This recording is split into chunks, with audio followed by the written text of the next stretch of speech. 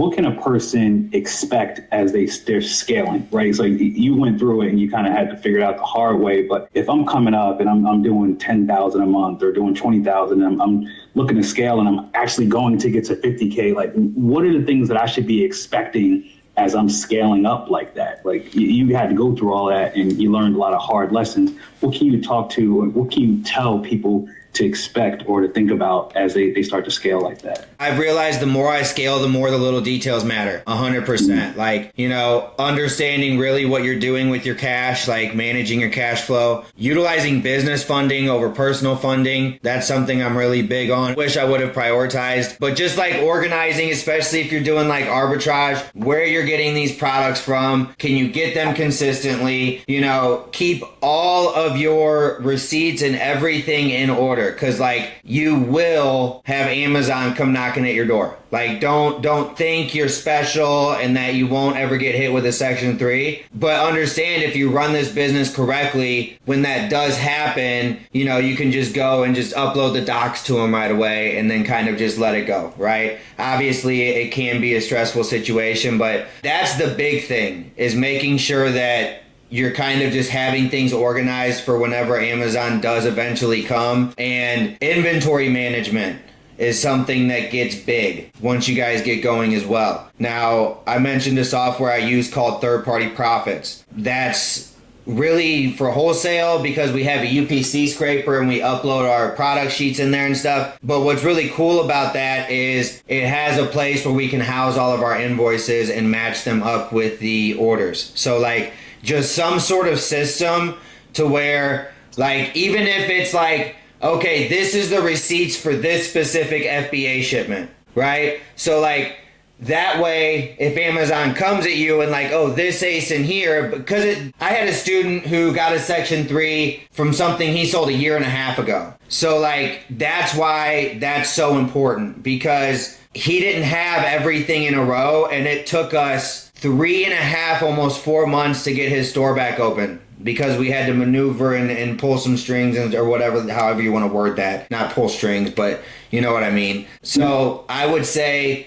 organization, understanding cash flow management. That was a big one because everybody knows Amazon's reserve. They love holding your money, right? So understanding my biggest issue was, how do I financially break past that bottleneck to where I can fund $50,000 a month worth of sales, let's say, for example, and be able to still wait for that money to come back and be able to do that and build on top of that, right? So that's where business funding is huge.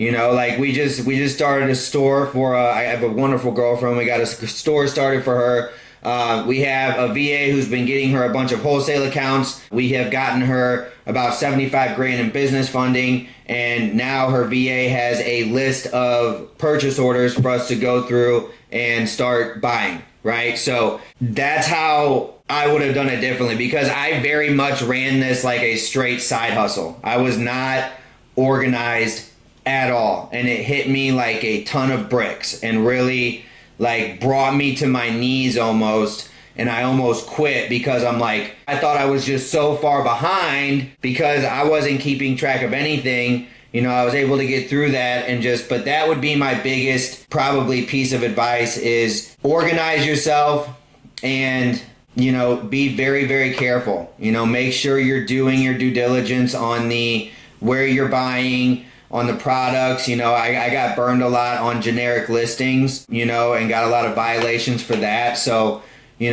patience, I think, is another thing too, because I was so focused on reaching a certain number that I was moving so fast sometimes that I would overlook stuff, right? I remember one time, this was back when I was doing RA, I went to Sam's Club. I don't know if you guys know what that is, but I went to Sam's Club and I was ungated in Febreze, and I found this 4-pack of Febreze at Sam's Club that they had on sale, and it was selling on Amazon, and I found it, and it was selling 10,000 times a month, and I was so happy. I was unbelievably happy, and I was making a fool of myself in the Sam's store. I thought I was just about to come on the biggest come up of come ups, like, and so I'm walking out the store all like happy, and then I get back. I was running my business out of my garage, and I listed them, and I remember this because this was like I made a video about it, but like it was the first time my company name came up in a buy box, right? That I remember on such a big listing, and nothing sold, and I'm like, what in the actual is going on? So I did some more research, and I'm like, this variation doesn't sell. So like making sure you're checking variations as well, because that's going to be something like with the Febreze. I got so excited when I saw it. I didn't think to go and look at Keipp and check to make sure that that specific variation is the one that's getting the sales, right? So that happened like a couple times with products, but that was a big one because I bought a whole entire pallet of Febreze and it didn't sell. But, again, like everything comes full circle. I sat on that stuff for so long, and also I was too stubborn to go return it because I'm not going to walk in with a pallet of Febreze to return to Sam's Club, you know what I'm saying? Yeah, it's freaking hilarious. So I use Seller Amp, and I was on Seller Amp, and if you guys do use Seller Amp, one trick that I've noticed is manually typing the name of the product. So like if I'm doing this, I would do Clorox disinfecting wipes, 35 wipes, right? And then that's when you can find like more bulk listings, right? Like you can find the bundle packs, the 2-packs, the 4-packs, the 6-packs. And so I did that with the Febreze because the Febreze, it wasn't all 1 scent. It was multiple scents in one pack.